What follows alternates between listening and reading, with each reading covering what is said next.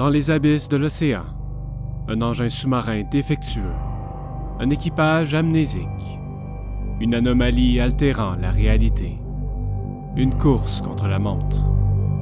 Tous des éléments de suspense intense, fréquemment présentés à l'écran pour garder le public captivé en visionnant ces personnages lutter pour leur survie. Mais un homme a eu la vision de permettre aux gens d'incarner ces personnages sur une plateforme immersive et de vivre cette aventure palpitante en temps réel, grâce à un assemblage de décors interactifs et le médium du jeu de rôle. Ce projet fut nommé Bathyscaphe.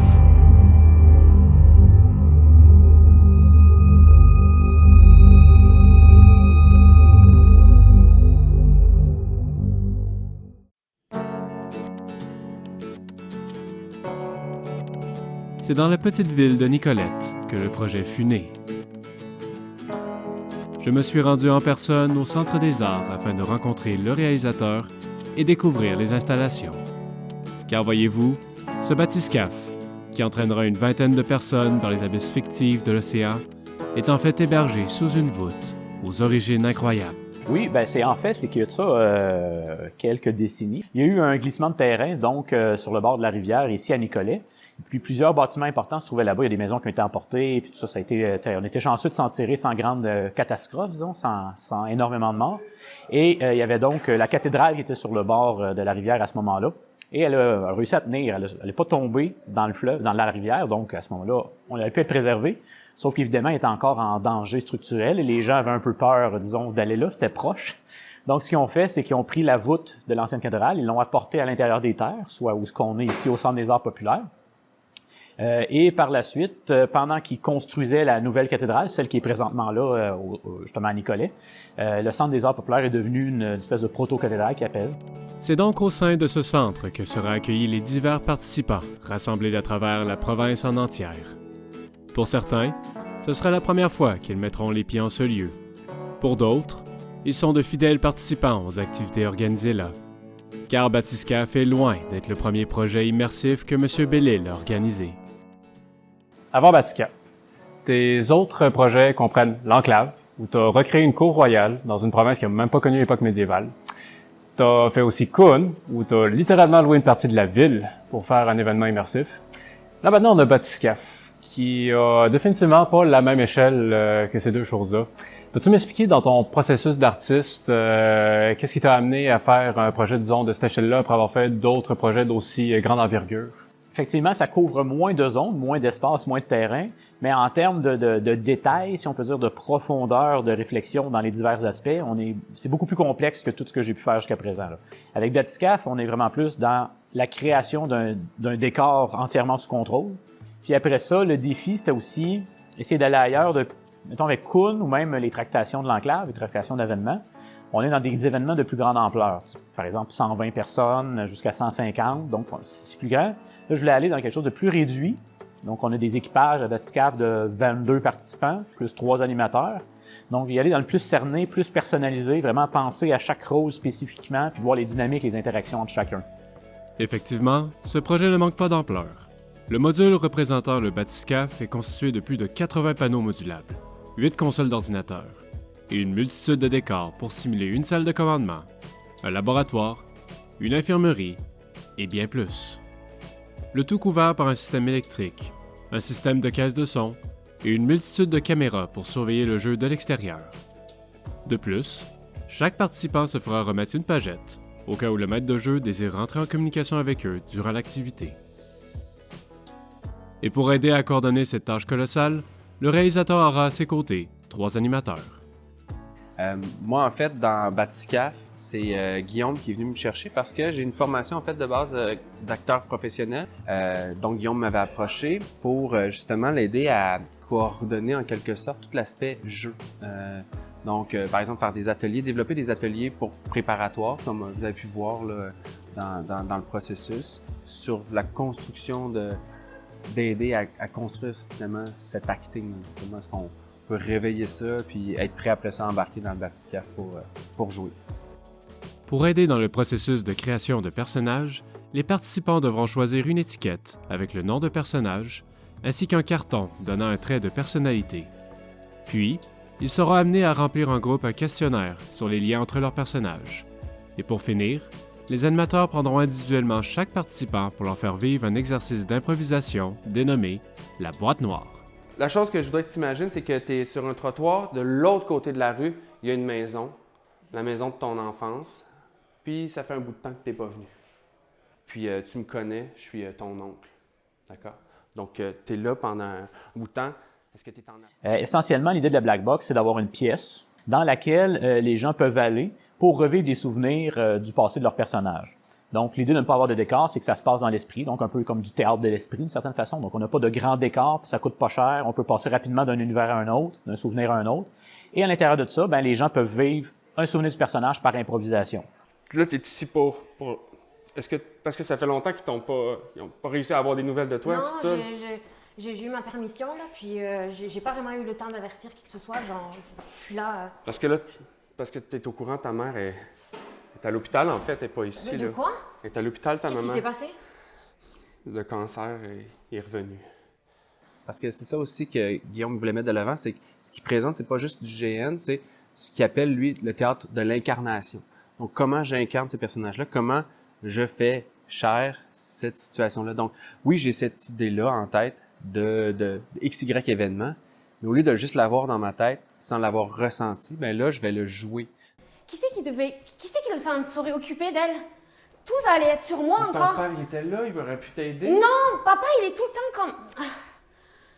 Il faut tout le temps lui prendre la main. Quand c'était pas maman qui lui disait quoi faire, il fallait que ce soit moi. Puis qu'est-ce que j'aurais fait, moi? Mais là... J'ai besoin de vivre ma vie aussi, tu sais. Là, Nina, qu'est-ce que tu vas faire, là? Finalement, on met la personne face au mur comme « Qu'est-ce que tu as fait? Pourquoi est-ce que c'est arrivé? » et ainsi de suite. Puis on crée ça. Pas juste de l'avoir en tête. Oui, ma cousine est morte dans un accident et c'est tout. Là, on va l'avoir vécu. On va l'avoir pleuré ces larmes-là. On va avoir crié. On va avoir ri de cet événement-là. Puis ça va être un peu plus ancré dans le jeu après. Ce qui est intéressant que j'ai entendu de plusieurs personnes, c'est que la boîte noire, finalement, c'est aller chercher des gens dans ce qu'ils ont déjà vécu, puis ça fait du sens parce que c'est de l'improvisation, c'est instantané, là, ça commence. Dans mon cas, c'était, ça commençait avec un conflit direct en partant. Donc, puis les conflits, ben ça vient nous chercher en dedans.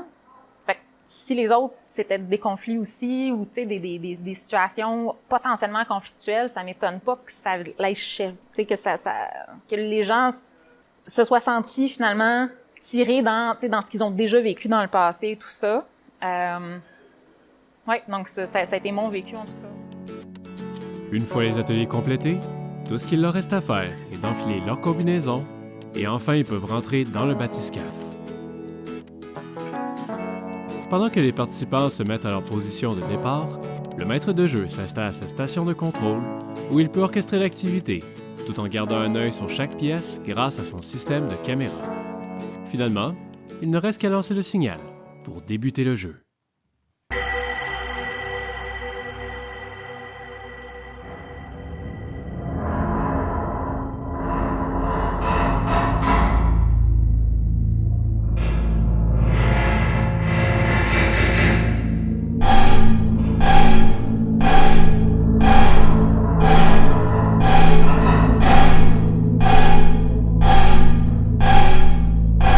Redémarrage des systèmes d'urgence. Bienvenue à bord du Trieste 3. Nous sommes le 21 janvier 2022. Il est midi. Bonne plongée. Sous les cris stridents de l'alarme, les membres d'équipage reprennent conscience, et dans des états variés. Certains se sont réveillés gravement blessés et en douleur. D'autres ont subi des étourdissements et une nausée intense. Ou pire encore, l'un d'entre eux s'est réveillé, menotté.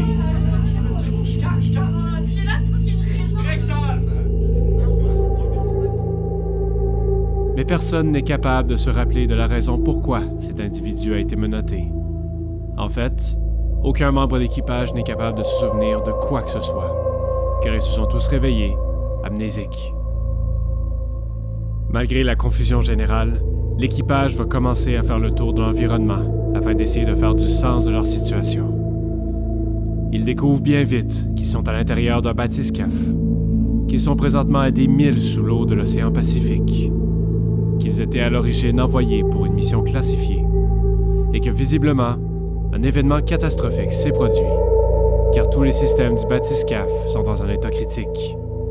Et si l'équipage ne remédie pas bien vite à la situation, ce n'est qu'une question de temps avant qu'ils ne soient tous privés d'oxygène.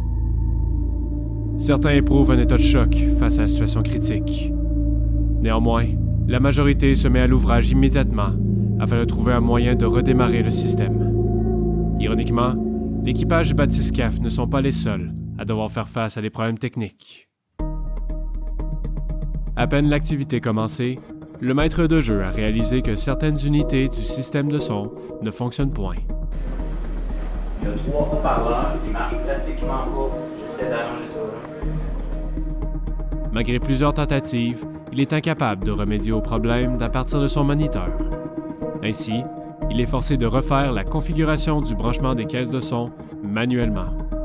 Il doit donc travailler dans la noirceur presque totale, et ce, sans possibilité d'arrêter le jeu.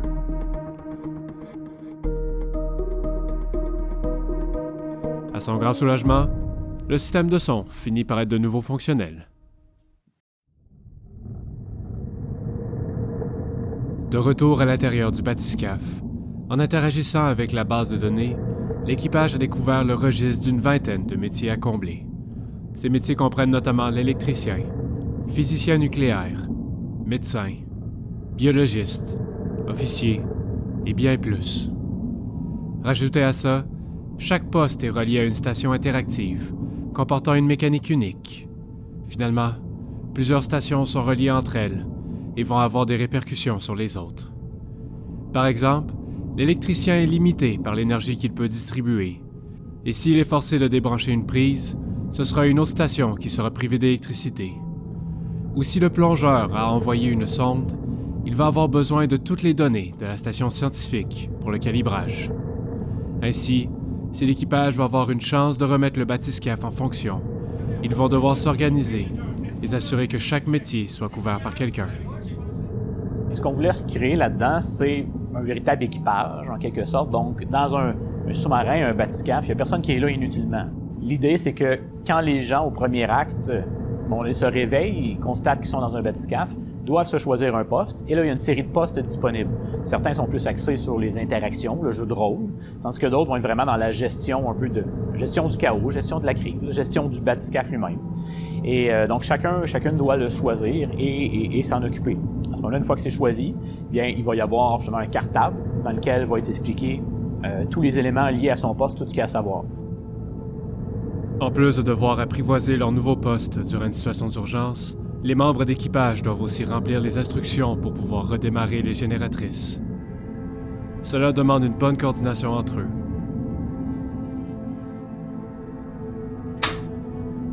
Et finalement, à travers leurs efforts, Redémarrage manuel des génératrices. Ainsi, les génératrices sont de retour en fonction, sortant l'équipage de la noirceur et leur donnant une chance de survie. Et c'est ce qui va clore le premier acte. Durant mon entretien avec les joueurs, débutants comme vétérans, ceux-ci m'ont exprimé leur appréciation pour ce système innovateur de création de personnages. Dans les activités immersives plus classiques, les personnages doivent être entièrement montés avant l'événement. Mais Bathyscaphe amène les joueurs à développer leurs personnages durant l'activité. C'est le fun de l'improviser puis pas prendre plein de temps pour réfléchir à OK, ben je pourrais faire ça ou je pourrais faire ça, puis versus là, ben tu te fais catapulter, puis il faut que tu réagisses. Puis en tant que rôliste, il faut pas hésiter. Il faut juste se lancer dans la première piste qu'on voit, puis advienne que pourra. Puis c'est le fun de pouvoir explorer cet aspect-là dans la création de personnages aussi. Ça donne des résultats inattendus. Puis, Mais là, on est plus dans l'activité, dans l'action, là, puis dans la découverte. Donc, pour moi, c'est plus intéressant parce que on construit au fur et à mesure le personnage plutôt que de l'avoir balisé. Puis souvent, ça donne un frein aussi à toutes les possibilités. Et on se ferme à des choses on ferme notre réactivité finalement à ce qui pourrait arriver. Alors, le concept d'amnésie, apporté dans la manière dont on le fait là, amène vraiment cette idée de clé en main. Donc, les gens peuvent arriver ici non préparés, ne connaissent rien. On y va, on commence là-dedans. Et par la suite, bien, tout au long de l'événement, les gens vont ramasser des matériaux d'identité un peu partout, qui, eux, sont définis. Donc, eux, on les a vraiment créés. C'est comme les matériaux de base de construction des personnages. Et ils vont les assembler ensemble pour créer leur propre personnage. Donc, l'assemblage lui-même, lui, n'est pas prévu. Donc, ça, on ne sait pas qu'est-ce qui va arriver. Les joueurs ont pu prendre une courte pause entre les deux actes, mais à leur retour dans le bathyscaphe, ils seront introduits à une nouvelle mécanique de jeu appelée les Mementos. Les Mementos sont divers objets placés à travers les pièces. Ces objets peuvent varier d'une montre à un livre ou un bijou, par exemple. Durant l'acte 2, les joueurs pourront essayer de se trouver un objet qui semble résonner avec la personnalité de leur personnage. Une fois l'objet choisi, ils pourront alors lire l'étiquette qui est rattachée pour découvrir le nom de famille de leur personnage. Cet objet va alors commencer à faire ressurgir les souvenirs qui ont été initialement oubliés. Et finalement, ils pourront se rendre à un classeur et prendre le dossier qui est relié à ce nom. À l'intérieur se trouvent les informations sur le passé du personnage. Certains, plus difficiles à accepter que d'autres. Tout au long de l'acte, les membres d'équipage prendront possession de ces objets et les révélations commenceront.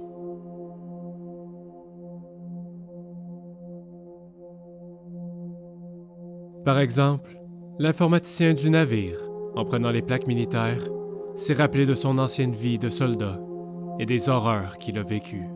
Ou le contrôleur, qui a pris une Bible et qui s'est rappelé qu'il faisait partie d'une secte religieuse, priant des entités cosmiques.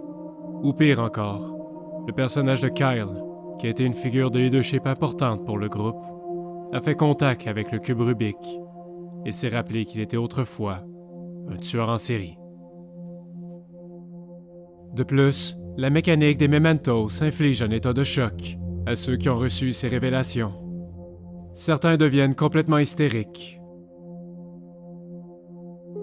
D'autres éprouvent des malaises physiques et cardiaques. Et certains tombent dans une obsession compulsive. L'infirmerie devient complètement remplie, et le psychologue et l'infirmier sont débordés à essayer de ramener tous ces patients en état.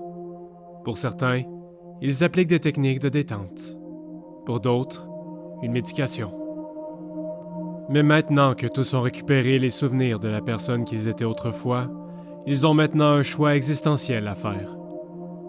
Soit redevenir la personne qu'ils étaient avant de perdre la mémoire, ou laisser cette personne derrière et essayer d'en devenir une autre. Le thème que je voulais aborder initialement, c'était une espèce de question existentialiste de création de l'identité personnelle. Donc, qu'est-ce qui crée un individu à proprement parler? Je pense que je suis quelqu'un qui croit vraiment à cette notion existentialiste-là, que nous nous définissons par nos actes, on se choisit nous-mêmes dans notre existence. Donc, on n'est pas déterminé par quoi que ce soit d'autres qui nous entourent, et c'est notre liberté individuelle qui nous détermine. Donc, nous sommes la somme de nos choix en quelque sorte. Avec la tension montante, les différends entre certains membres d'équipage se font évidents et les conflits s'ensuivent. Mais vous êtes chiant pareil, c'est vrai ou quoi? Toi sèche, change ton projet ailleurs, là. Sèche, c'est pas au courant de ce qui se passe. On va notre ami, vous devriez vous occuper de ça. Pour notre ami, c'est savez comme information. Le mécontentement des membres d'équipage commence à se faire sentir, notamment envers le commandant, qui réprimande des membres d'équipage spécifiques, en plus de garder le reste dans l'ignorance par rapport à la nature de la mission. Parmi ces personnes insatisfaites se trouve son second lieutenant. Celui-ci va commencer à faire le tour des membres d'équipage en qui il a le plus confiance, le tout dans le but de monter une mutinerie contre le commandant.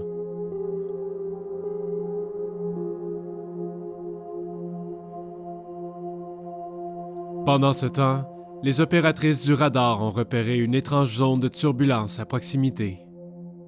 Et au travers de cette zone, un objet non identifié a été détecté. Ainsi, le plongeur s'occupe d'envoyer une sonde à l'extérieur afin de pouvoir récupérer cet objet en question. Peu de temps après, la sonde revient à bord du bathyscaphe, avec le contenu scellé dans un caisson. Le caisson est alors immédiatement apporté au laboratoire pour qu'il puisse être analysé.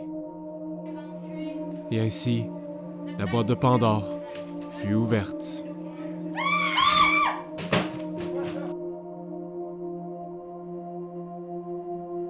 Ne comprenant pas comment un bras humain a pu se trouver à des milles sous les mers, les chercheuses le mettent dans le cabinet d'analyse afin de le scanner et potentiellement avoir des réponses.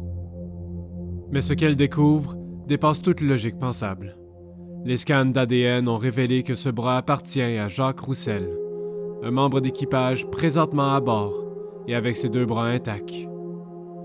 Plus étrange encore, le bras retrouvé a exactement la même montre qu'il a au poignet.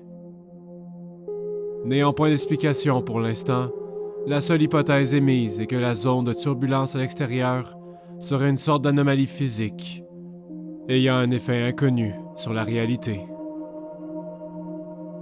Mais ce n'est point le seul effet que cette anomalie produit.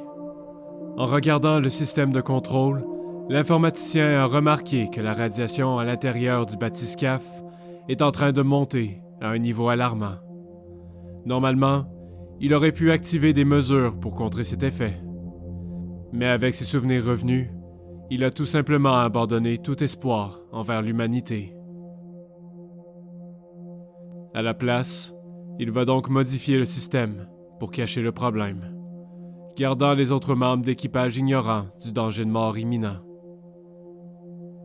Ainsi, sous l'effet de la radiation montante, les membres d'équipage commencent à sentir leur corps faiblir. Plusieurs perdent connaissance et les autres arrivent à peine à rester debout. Mais personne n'est capable d'expliquer ce phénomène et tous se sentent impuissants face à la situation.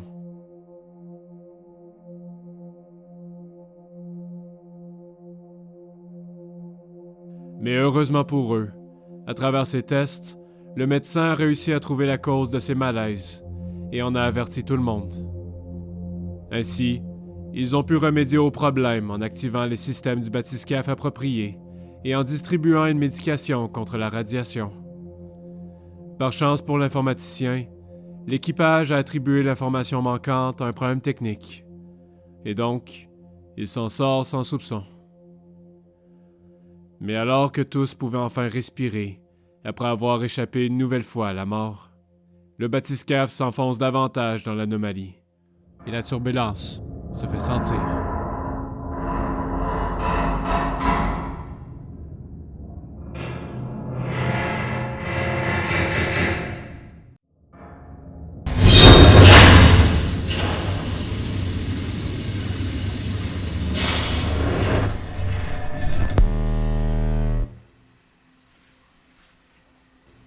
Et c'est ce qui va mettre fin à l'acte 2.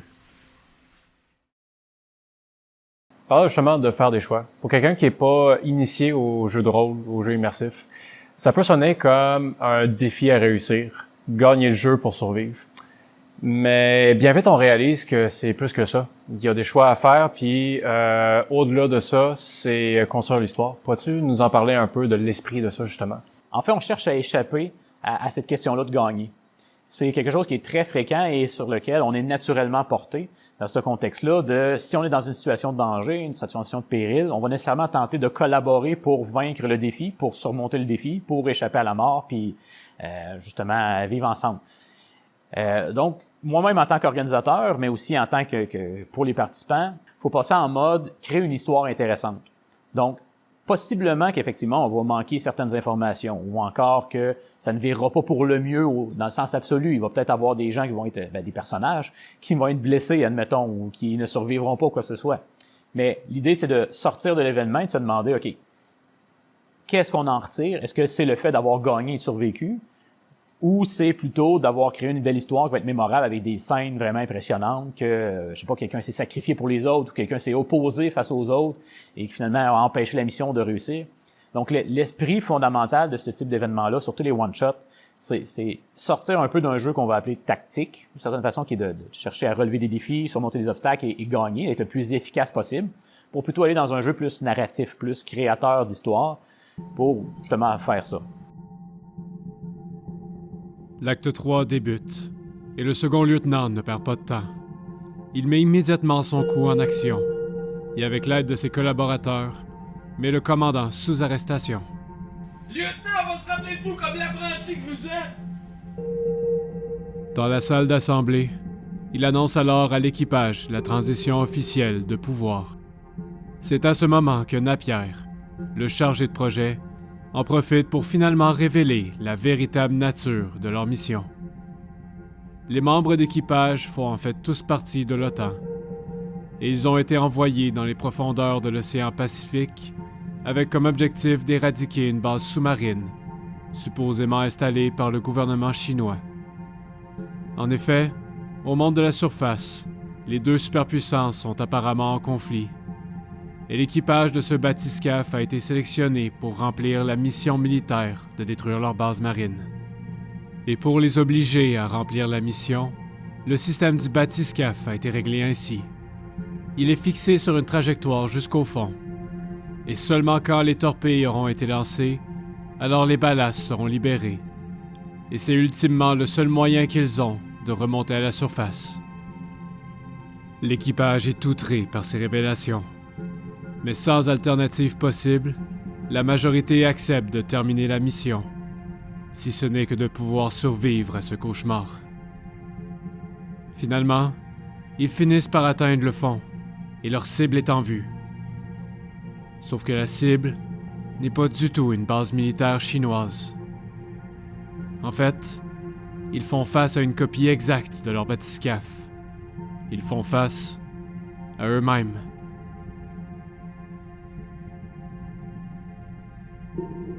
À peine ont-ils le temps d'essayer de faire du sens de la situation, ils se font contacter par radio, par le commandant de l'autre bathyscaphe en phase 2. Ici Nicolas Lombardi du Trieste 3. Est-ce que quelqu'un m'entend? Très peu probable, en fait. Il est présentement à bord. Est-ce que vous avez établi un contact visuel avec nous? Il est présentement au Trieste 3. Et je sais que je parle au Trieste 3. Nous sommes aussi le Trieste 3. Demandez-moi pas d'expliquer les lois de la physique. C'est à ce moment que la nature de l'anomalie peut être expliquée. Celle-ci crée un effet de physique quantique, rassemblant plusieurs versions alternatives du même bathyscaphe. C'est comme si le bathyscaphe échappait au regard extérieur, et à ce moment-là, peut être une multitude de réalités possibles en même temps, parce qu'elle n'est pas définie par le regard extérieur de ceux dans la surface et tout ça. Donc c'est un peu comme un chat de Schrödinger dans sa boîte qui est à la fois vivant et à la fois mort, on ne le sait pas. Sauf que là, tous ces chats-là sont ensemble dans la boîte en même temps. Il est mort, mourant, vivant, tout ça. Continuant la conversation. Écoutez bien, je vais vous expliquer comment ça va fonctionner. On a la même mission que vous. On ne peut pas remonter à la surface tant qu'on ne tire pas la torpille sur notre cible. Notre cible, présentement, c'est vous. Nous sommes votre cible. Juste un moyen de s'en sortir, c'est qu'on travaille ensemble. Est-ce que vous êtes d'accord? Nous sommes d'accord. Nous avons réussi à ouvrir la capsule. À l'intérieur de celle-ci se trouve le protocole Alpha qui permet de légèrement dévier notre trajectoire. Je suis prêt à vous la donner. Il est chargé de votre côté. Vous parlez du chargé de projet Napier? Tout à fait. Le chargé de projet Napier a été sorti par le SAS il y a de ça quelques heures. Très bien. On attend vos indications pour savoir le protocole. Parfait, ça va se faire en 2 étapes. Première étape, vous prenez votre chargé de projet Napier et vous le sortez par le SAS. Deuxième étape, nous vous donnons le protocole Alpha. L'ultimatum est présent. Pour avoir le code pour s'en tirer, leur version alternative d'eux-mêmes exige qu'ils condamnent le chargé de projet Napier. L'hésitation se fait sentir. Plusieurs se questionnent sur la moralité de cette requête. Est-ce qu'on peut vraiment condamner quelqu'un pour les péchés commis par sa version alternative? Mais Kyle a fini d'attendre. Il revient à son instinct primaire et se laisse à ses pulsions meurtrières. Il traîne de force ce chargé de projet dans le sas, s'enferme à l'intérieur et active le levier, se condamnant lui-même et le chargé de projet à une mort par la pression d'eau. À ce moment, le joueur peut se retirer du plateau de jeu, avec la satisfaction d'avoir joué son personnage à son plein potentiel et d'avoir eu une fin satisfaisante. Il s'installe alors dans le bureau du maître de jeu pour regarder la fin, auprès de sa conjointe et de son enfant, qui sont venus le voir pour la fin de l'événement. Malgré la scène choquante qui vient de se produire, le second lieutenant annonce que la condition a été remplie. En retour, ils reçoivent les codes qui leur donnent accès au protocole Alpha. et en se synchronisant avec l'autre bathyscaphe, tirent leur torpille.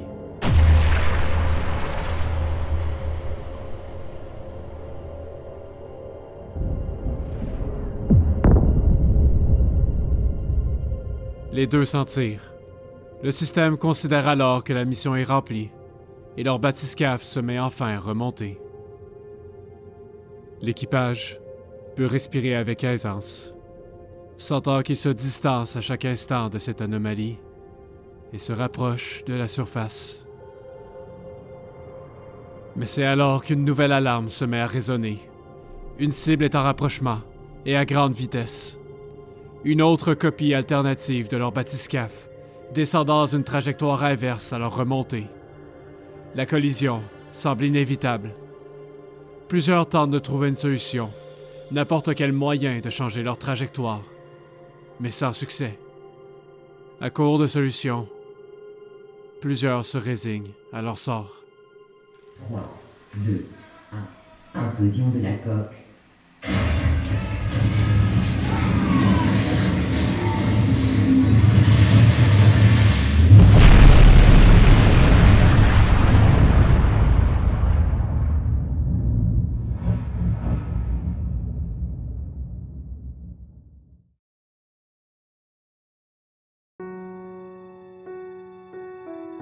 Bathyscaphe a fait un total de 9 représentations, avec 9 différents équipages.